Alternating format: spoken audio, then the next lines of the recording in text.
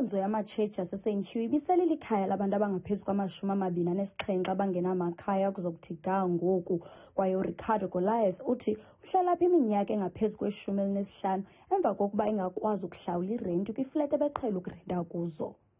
Even try to renovate old building, renovate it nicely, and put the people into a shelter. Unyawontle kweli bandla lamatshetshi uAndrea Potgieter uthi cawe inoxanduva lokuphonononga indlela yokuziphatha kwaba bangenamakhaya nakumarhamente ngokubanzi, nto leyo ebeke icawa engxakini. It's about finding that balance, finding the stakeholders to work with so that we can not only live with this but eliminate it. So that is where we are as a worshipping community. Uceba wewadi uBrendan Pegram uthi umasipala ombaxa uneendawo zokuhlala ezimbalwa apho abantu abangenamakhaya banokufihla khona intloko, yaye nesebe lophuhliso loluntu liye langenelela ukubhalisa babantu. Icawe kunye nabantu abangenamakhaya banethemba lokuba isixeko siza kufikelela kwisisombululo esibeka abantu kwiindawo ezikhuselekileyo zokuhlala.